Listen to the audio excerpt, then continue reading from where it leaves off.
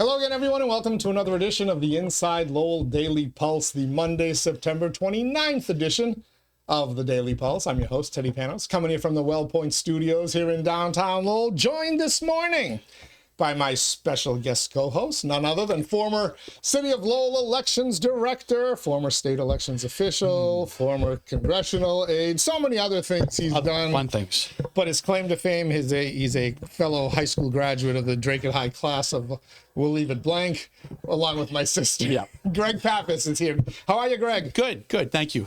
Excited to have you here. This is our third take now. We had a technical issue, and then we got everything squared away. We start rolling, the fire alarm go off. So take three. This is going to be the keeper, though. I swear. Okay. It will be the keeper. We got lots to talk about with Greg. Local election stuff here in the city of Lowell, Lawrence election stuff, and a lot of stuff happening in Washington, D.C. Of course, the Daily Pulse is the show that keeps its finger on the pulse of Lowell and the world around it. First, we'll thank our Daily Pulse sponsors. Ray Booten, you already know about him, right? If you're looking to buy or sell a home, a business, or a commercial property, or if you want that property to be appraised, Ray Booten is the person to call, and you can find him easily enough.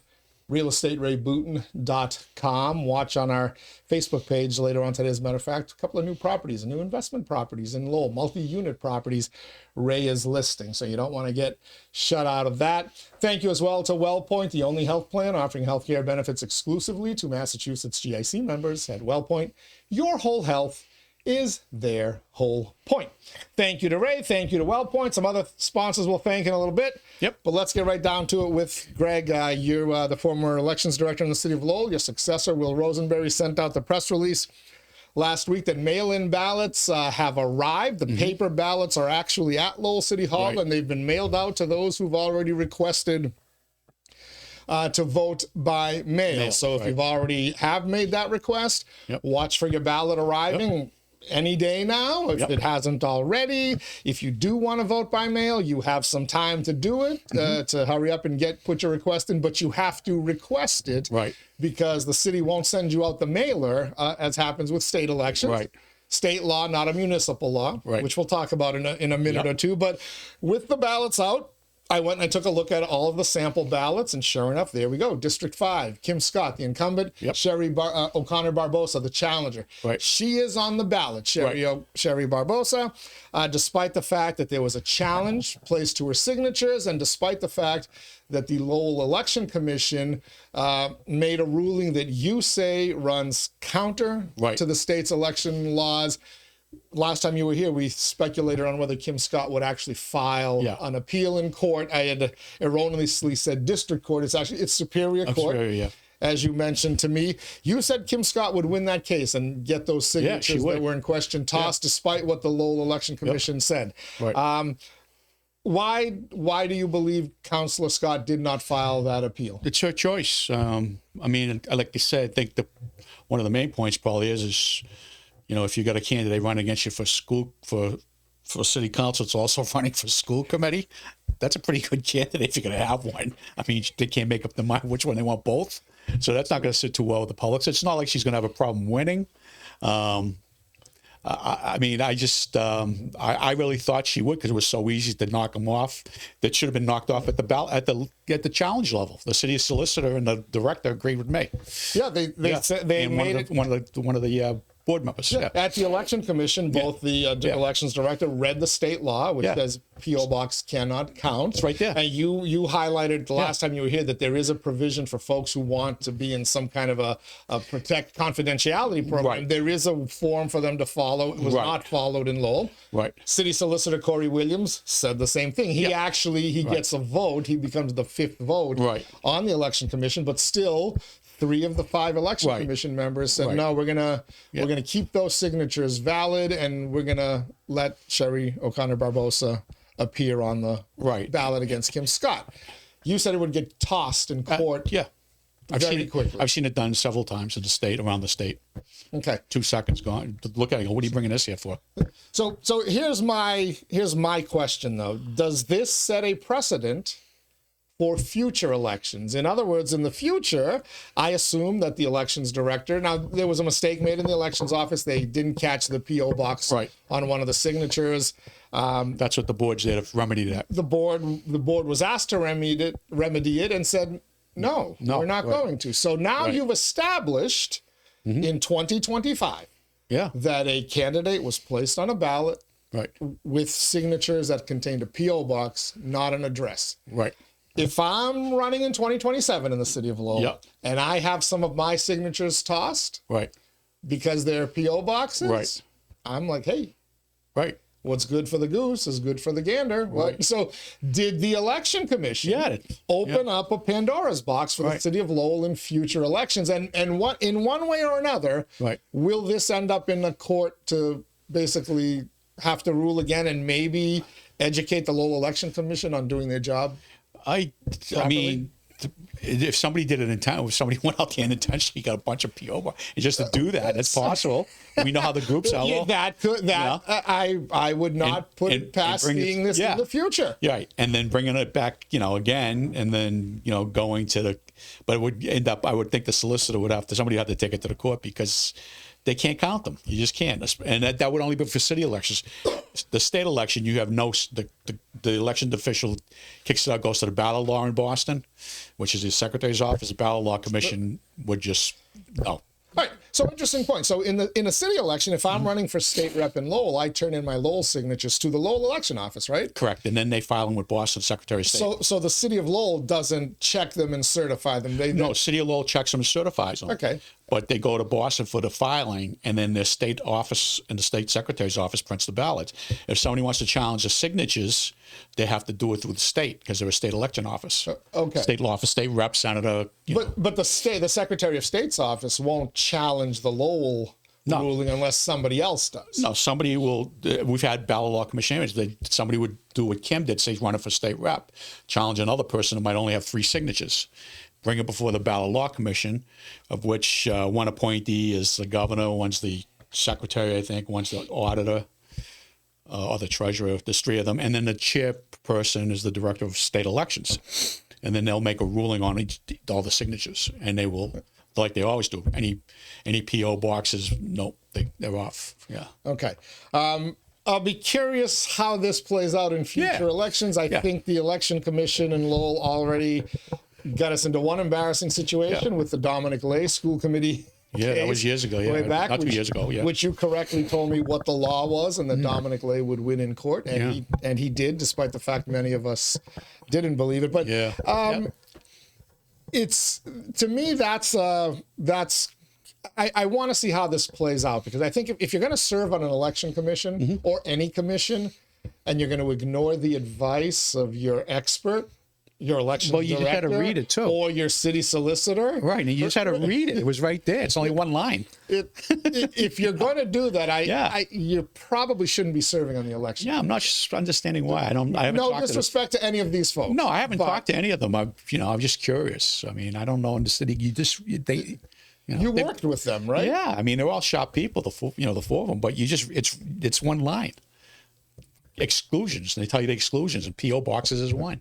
And even if it's an address confidentiality thing, we have that. You wouldn't believe how many people are on the list of address confidentiality. It's not just people with sex attacks or domestic things. It's police officers, firemen, stuff like that. They're all in our system with their home addresses, but they got an S next to them, which means the public doesn't see it, but we can still certify. So if we print out a list for you running for election, you won't see those names. Which in your last appearance with us, you highlighted how that procedure goes, and how for these people who did use the PO boxes, still participate in the process, but you have to follow the side process. You still put your regular address down, and then when we get it, we certify it. But and that people can say it's a public record, but the reality is nobody knows that situation.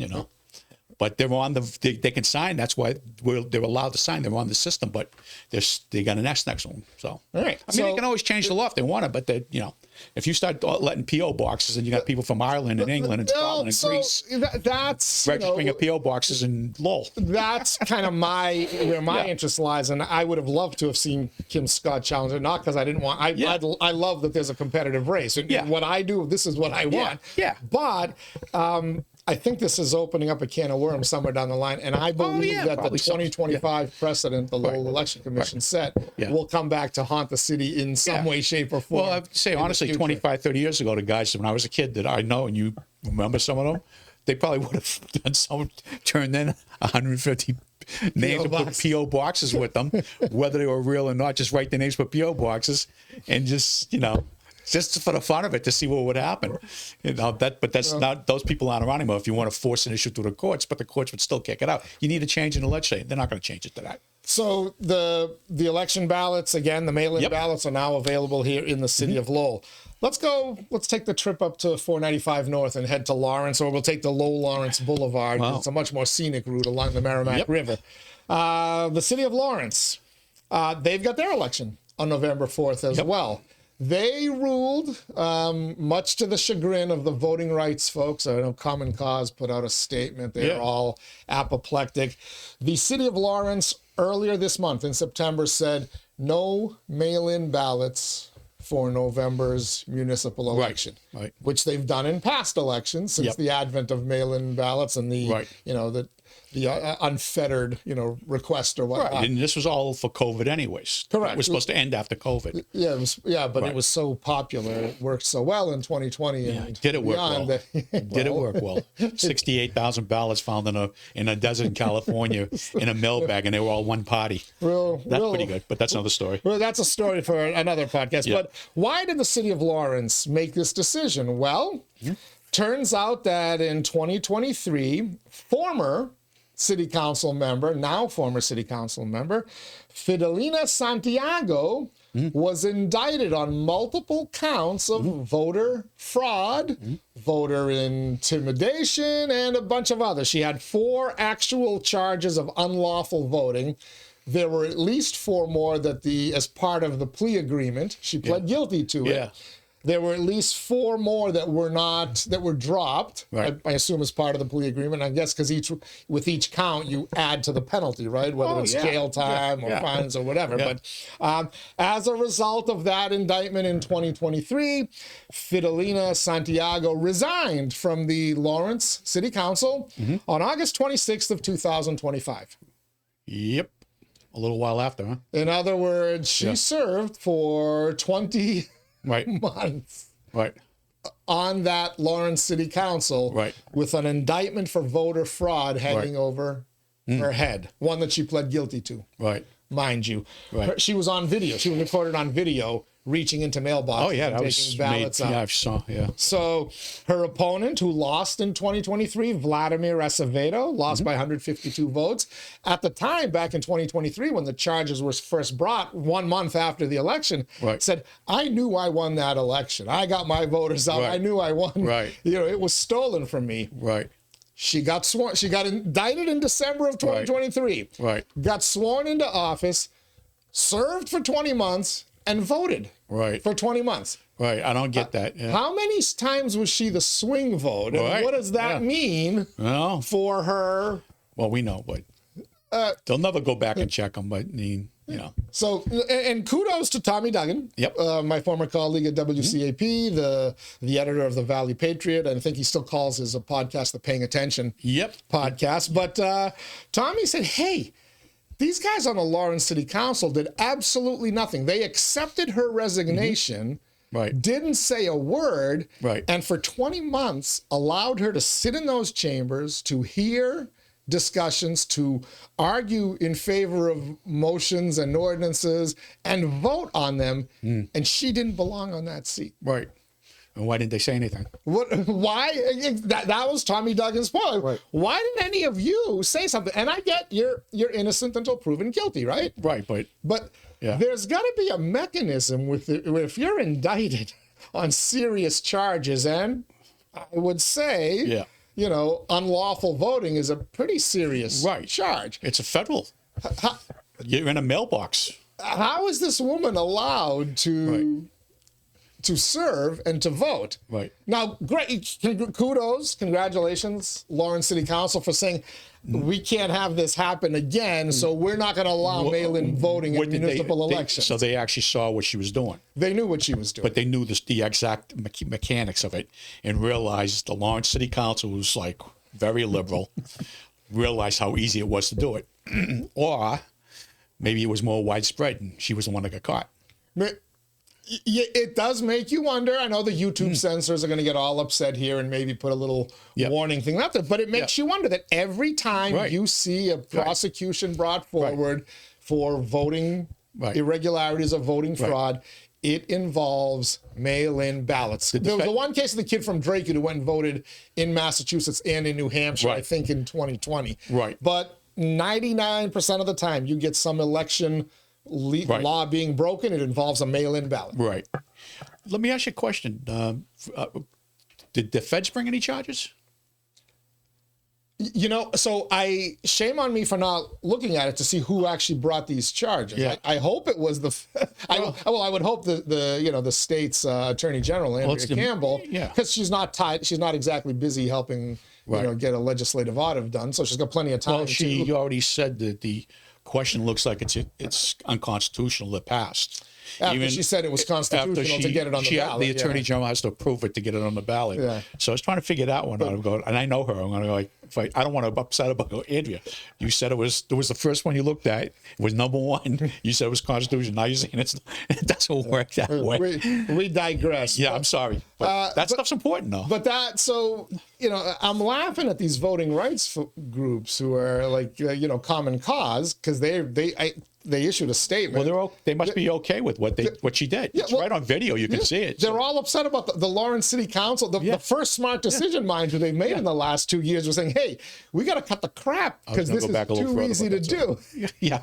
But they're just saying, I mean, these groups, they just want to win at all costs because they can't win with the majority of the votes.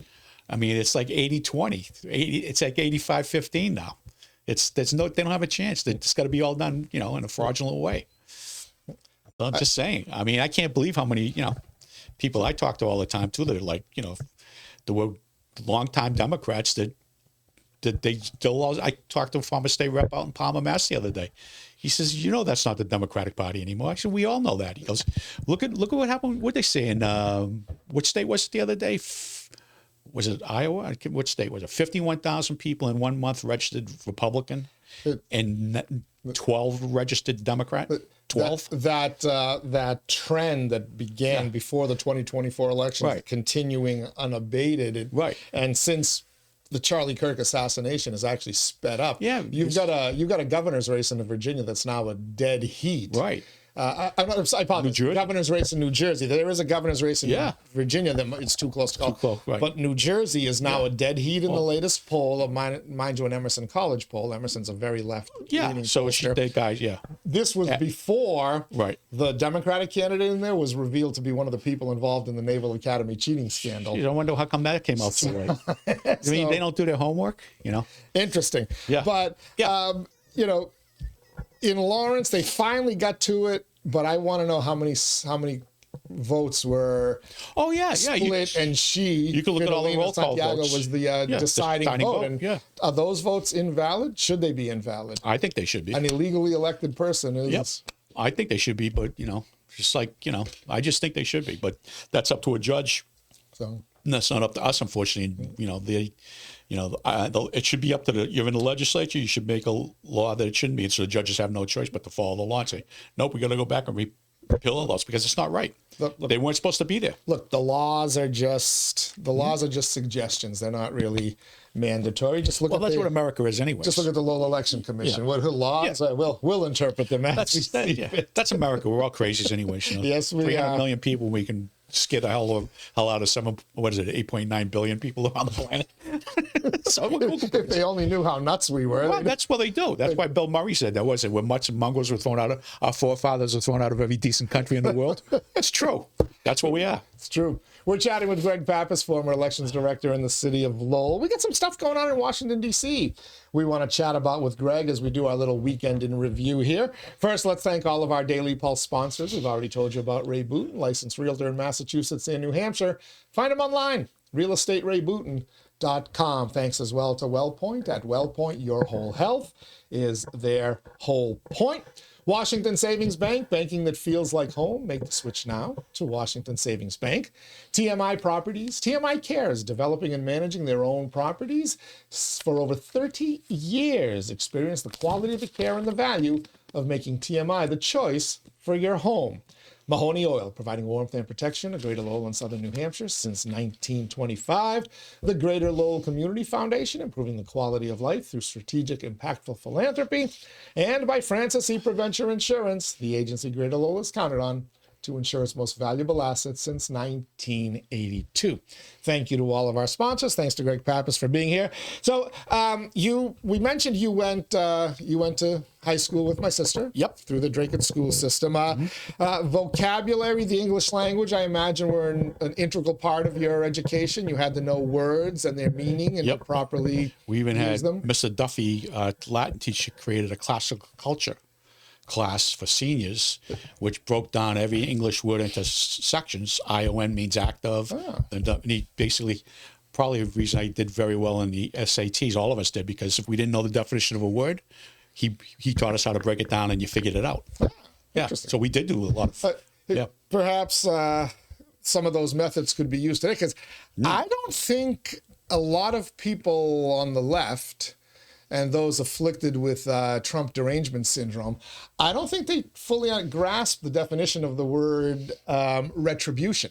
No, obviously not. Which was the hot buzzword last week after the Donald Trump's Justice Department indicted former FBI Director James Comey for leaking classified information, which was apparently revealed on a bunch of emails, including by one of his underlings, Andrew McCabe, who said, I released it because he told me to release it and told me to release it to who knew. So anyway, this process will play itself out through the courts and the legal system, and Mr. Comey will get his comeuppance or, walk free because he's being unfairly targeted, however you want to look at it. But all throughout the left and the left media and the talk show hosts and social media, we were told that James Comey is a target of retribution by Donald Trump.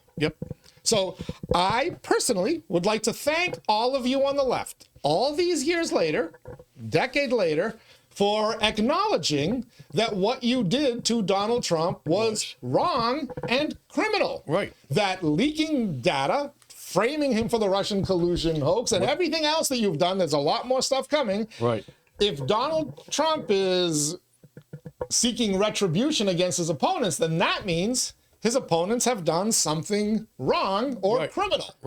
And why do I say this? Why do I say every one of you that's using the word retribution has unwittingly said that Donald Trump was wronged and acted criminally against? Because I know the English language. There you go. The definition of retribution. Let's pop it up on the screen, shall we? Mr. Pappas up here. There you go. This is what Mr. Duff used to do. ION would mean the act of. break it. Why don't you break it down? You're the host. So. Retribution. I assume that comes from tribute. Tribute. Retribute, and then the ION is the act of retribution. But let's read it. Retribution. That horrible, horrible word that Donald Trump is engaging with against his political enemies is punishment inflicted on someone as vengeance for a wrong or criminal act. In other words, to be guilty of retribution, you have to have been wronged or acted criminally against. Let's put that back up there. Now you sound like my late and great teacher, Mr. Duffy, who almost became a congressman by 3 votes. God, we would have been, wow. So if Donald Trump is guilty of retribution, then James Comey and everyone else, all the other political opponents who will also be facing similar fates, Letitia James, Funny, is it Fani or Fanny? I always Fanny. get it. Fanny. I think she pronounced it, I think, funny. Okay. Fani, though, or whatever. Right. Or she will also be, she also has committed a criminal act. Or many. I mean, how many mortgages? Like now 3 or 4? Wow. She said he was on. Oh boy. But anyway, if you go to look at even what's his name, when 𝐃𝐚𝐢𝐥𝐲 they're talking about the other day, you had Clapper, Brennan comes on and starts saying, "Oh, you got to get over the what was it, the Russian collusion thing." He says, it was true, but no, it wasn't true. He can't get it. It wasn't true. They proved it wasn't true. There's people that are going to go to jail for that. Let's hope. But they created a thing and used. Oh man. But that's what communists and socialists do. If you go back and read the propaganda of the Trotsky and Lenin, that's what blame everything on the other person. But people are onto it now. So I've seen this retribution thing start to play out. Yeah. Rest assured, there will be different words used, probably by tonight's network shows. They won't use the word retribution anymore because it is by definition an admission of guilt. Right.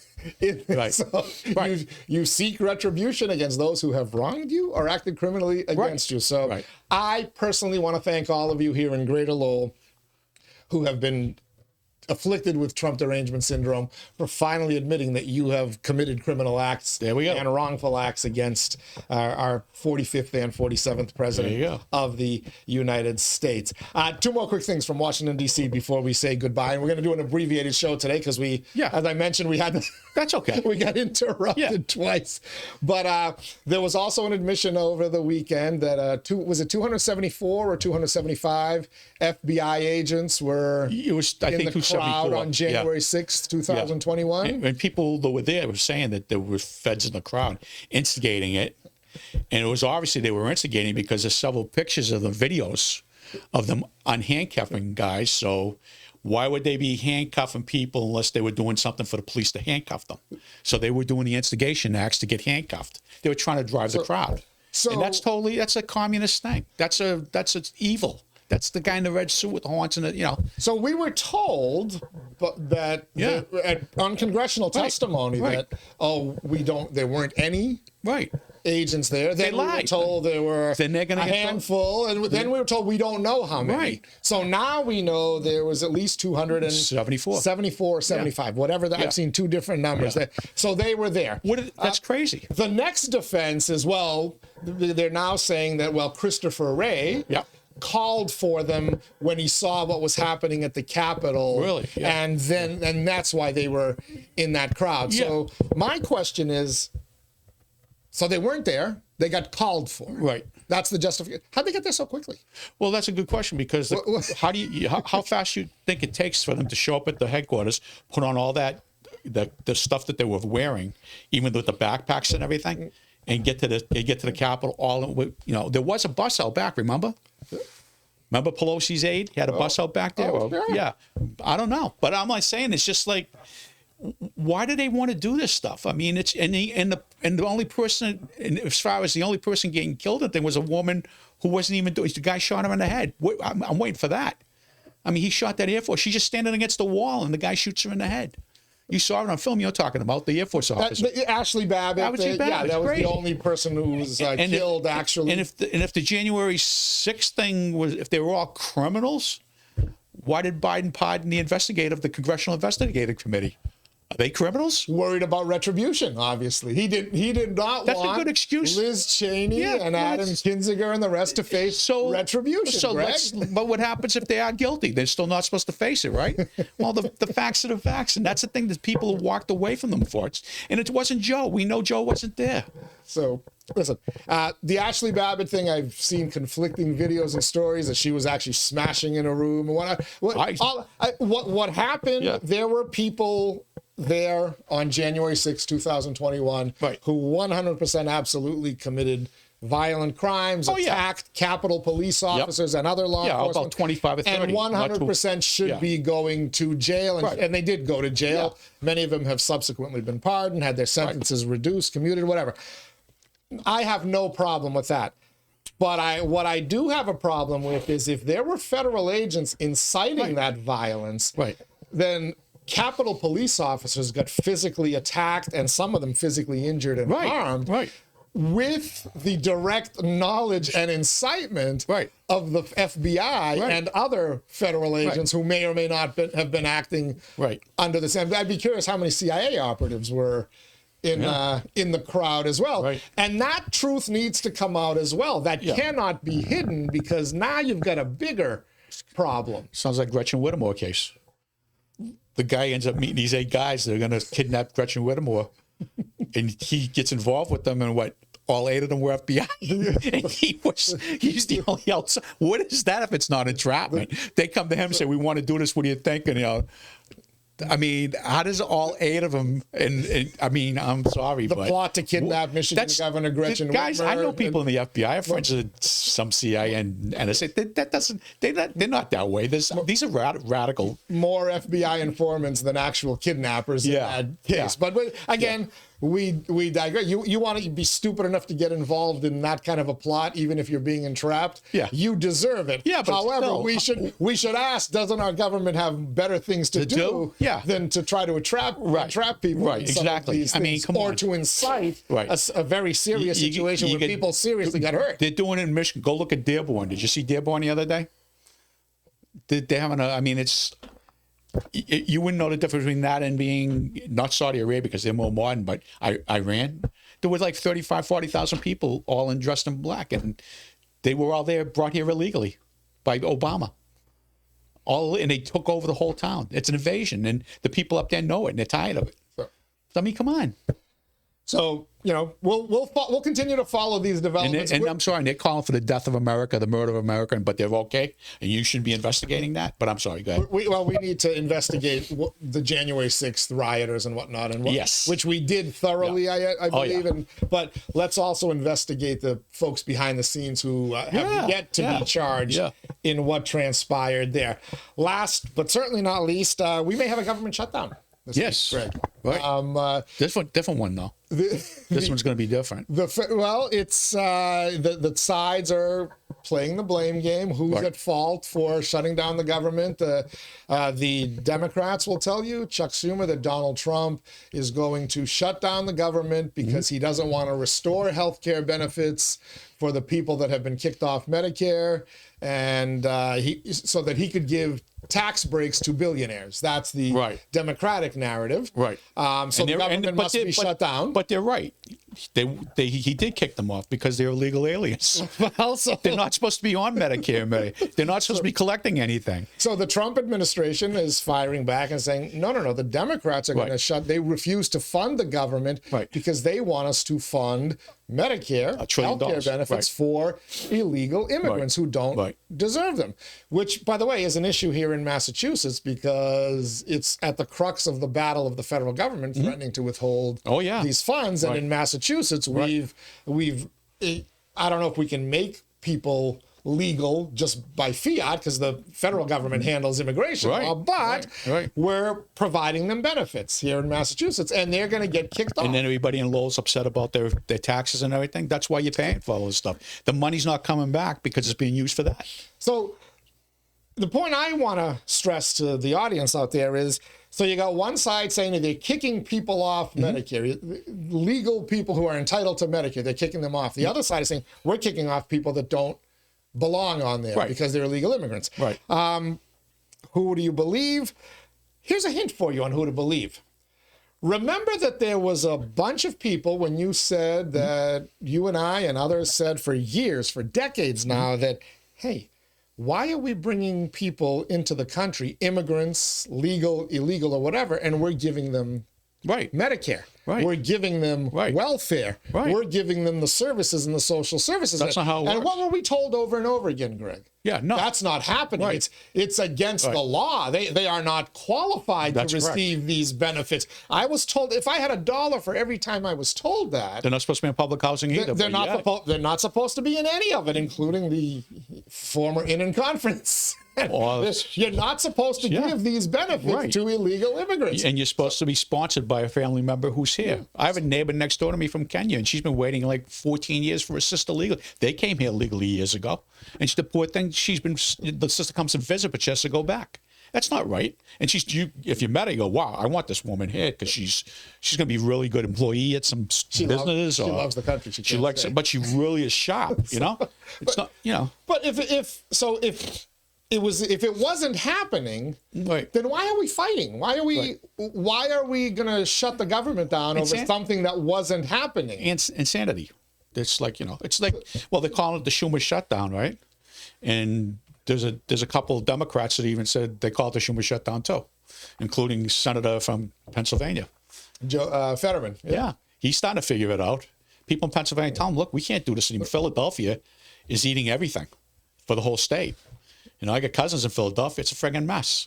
You know, they don't want to deal with it. Even like up in Portland, I got a friend, one of my best friends is up in Portland, been up there for years. I don't want to, he's from Lawrence originally, and his family was a big name and mayors and stuff. This section of Portland that you're not allowed to go because the crazies have taken it over, and the police aren't allowed to go in. Can you imagine? Could you imagine like having this downtown section? Nobody from surrounding it can go. Only they can live here, and you're paying for them too, but you can't come down here. That's what's going on in Portland right now. Greg, they'll tell you that's not happening. But the people that live there are telling me it is happening. It's amazing how much stuff that people have been saying for decades is happening, right? And we're told no, it's not happening. Right. But the it's thing amazing now, how much of it we've now admitting is happening from the FBI agents. Right. But now it's down to about 6th. 15% of them telling the other 85%. Pretty soon it's going to be 10% telling the other 90%.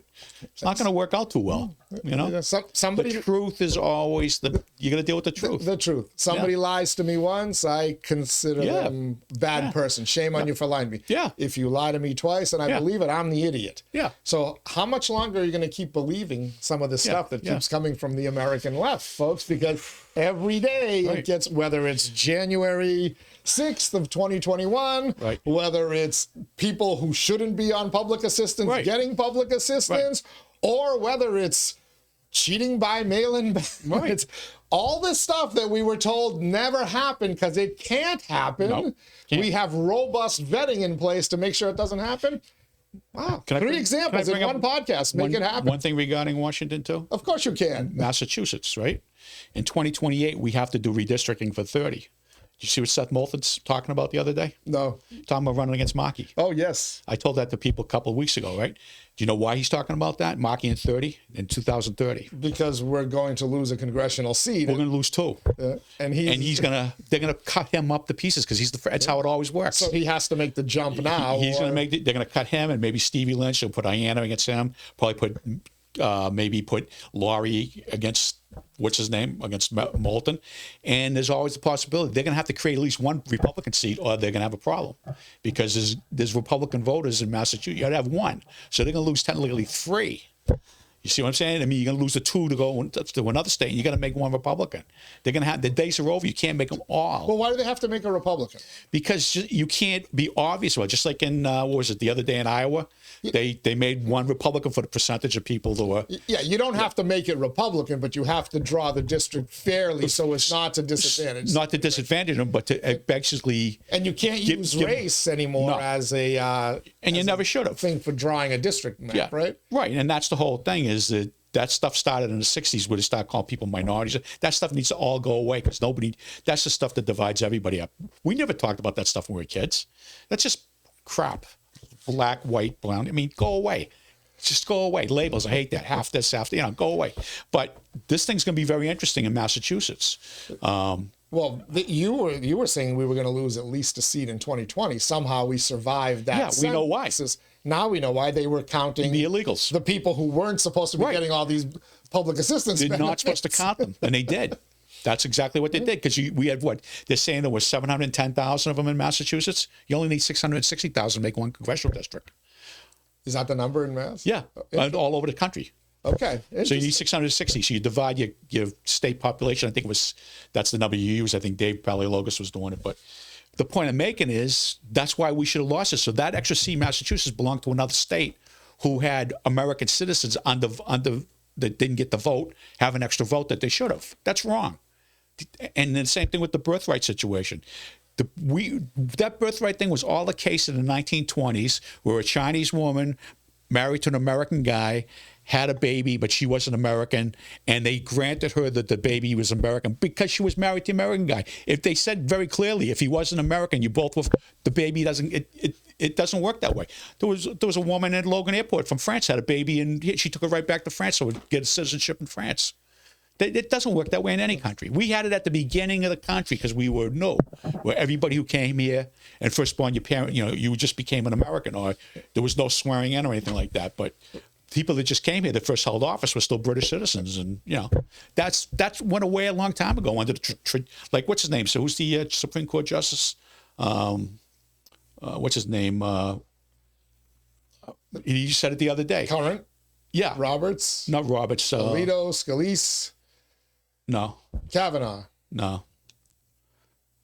Yeah, I'm starting to run. Yeah, but he said it the other day. I know it wasn't 𝐃𝐚𝐢𝐥𝐲 Jackson Brown or no. The Sotomayor. The tradition of the countries, traditions first, and then the laws come in second. In other words, the legislative, all the traditions back from the colonial days come forward. All that stuff is in, and then the laws of the legislature build on top of those. And the laws back then were basically that we were a Judeo-Christian country, and the tradition was that English is the national language. There's no national English national language. The millions and millions and millions of dollars that Galvin has to spend on ballots that should be coming back to the taxpayer because we have to do it because it's English is the national language. But there's no law, traditional law. Any constitutional lawyer will tell you, including Mr. what's his name from Harvard there, Alan Dershowitz, who I got to meet a couple of times. It was a great honor. He says it right out. English is the national. End of story. You're triggering a few people today, Greg. No, not. Just telling the truth. If they don't like the truth, too bad. The truth hurts sometimes. Yeah, well, but that birthright citizenship case, I believe, will come up next year. Yeah. I also believe many of these census counts and whatnot are going to come up before the Supreme Court. And I also think mail-in voting and potentially early voting will also come before the Supreme Court in 2026. You can't have the ballots out of the hands of the. It's too valuable a thing, a ballot, an American ballot, to be out of the hands of the officials, out of their custody for that long, and it's not right. The second thing is, they passed a law. It's already part of Homeland Security. You screw around with an election. That's why I want to hear about her and Lawrence. It's an act of war now. You might as well just bomb the bridge and taken out an infrastructure in the United States. An act of war in the United States continuity of government under Homeland Security if you mess around with federal elections because it's the structure of the nation. So I want to see what's going to happen to the council down in Lawrence. Well, she only messed around in a municipal election, not a federal election. She did go into a mailbox. That's a federal property. And the other thing is all elections come from where? United States Constitution. Correct. They don't come from anything else. Doesn't matter whether municipal, you can call them municipal. Well, no. They're all from the U.S. Constitution, period. And Donald Trump has hinted at that. He has he? said Okay, Congress has allowed an election day. One day. Right. None of this, mail-in, unfettered mail-in voting, none of this early voting. I'm curious if he and his team will push this and get imagine them getting a federal ruling on the Supreme Court. I think they will. And make by it the end of June of 2026. Make it a national holiday. It's a real important thing that we're one of the few countries in the world that actually has elections. Real ones. Not these phony ones, hopefully real ones. Yeah. Anyways. Greg Pappas. There you go. Always pushing a button. I love it. But thank you for coming in and helping acknowledge. Yeah, the truth. The truth. Hey, I was always told that he's coming back with a sword and a horse and he's going to be mad. That's the truth. So I'm not going to be on the opposite side of that. Thank you, Greg. Thank you for tuning in as well to the Monday, September 29th edition of the Daily Pulse, the show that keeps its finger on the pulse of Lowell and the world around it. Till next time, everybody stay safe. Enjoy this gorgeous day out there. And we'll catch you on the other side.